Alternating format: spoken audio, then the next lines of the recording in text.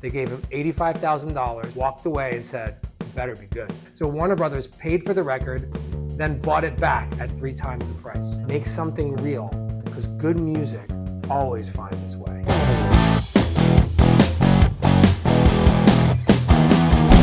Hey, I'm Harley DiNardo, and welcome to my channel, or welcome back to my channel, Play Anyway. So the other night, I decided I was gonna watch an old documentary that's been on my mind called I Am Trying to Break Your Heart by Wilco. It's a story of them making the album Yankee Hotel Foxtrot. Amazing album that has I Am Trying to Break Your Heart. It has Jesus Don't Cry,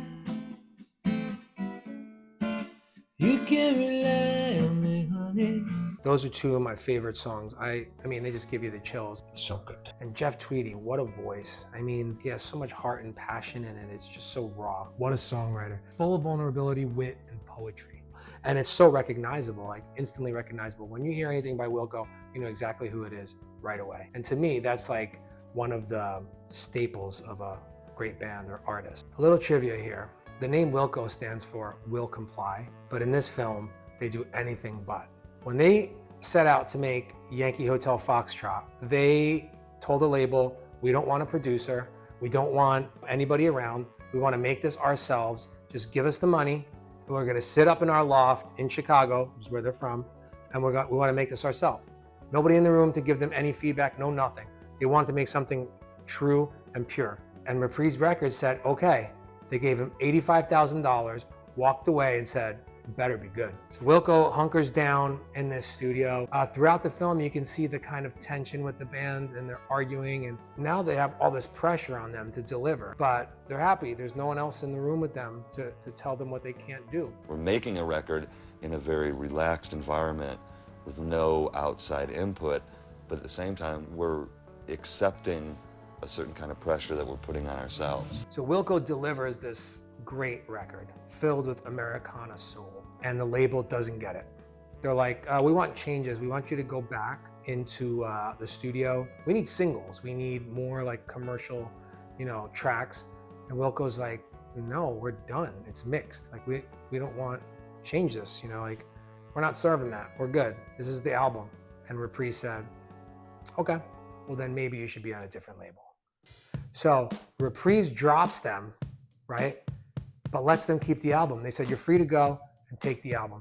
So now they have Yankee Hotel Foxtrot, and their manager shops it around and the labels line up, right? Because they don't even have to pay to make the thing. They just got to release it. In the meantime, it's like 8 months since the band made the record, and they're playing live and trying to keep busy, You could see them on the tour bus with their families, and Jeff Tweedy is like sitting there with his family on the bus, and they're filled with anticipation, rejection, but yet hope, So you have all these things coming together, and the film is in black and white, and it's and you hear like an acoustic version of "I'm Trying to Break Your Heart," which is such a lovely song. But the whole film, like this acoustic version, is very raw and very real.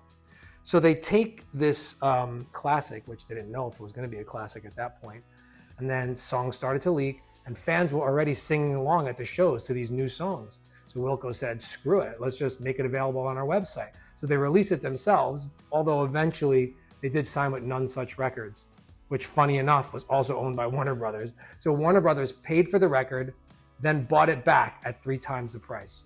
Classic. It goes gold, sells over 500,000 copies.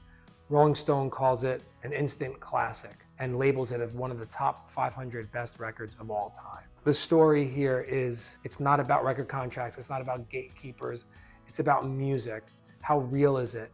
How good is it? How does it make people feel? How does it make you feel, when you write it? I mean, that's what I struggled with. We would try to please everybody, try to please the label, try to please this crowd, but we're gonna have a ballad too, and yet this song sounds like Nirvana or The Vines. In the end of the day, you're turning off both sides of the fence because each side doesn't like that other part of you. You try to please everybody and you please nobody. Come up with your sound, stick to that sound, and it's important to have a cohesive album. Look at the Strokes. You can tell all those songs are just like that. Oasis, same thing.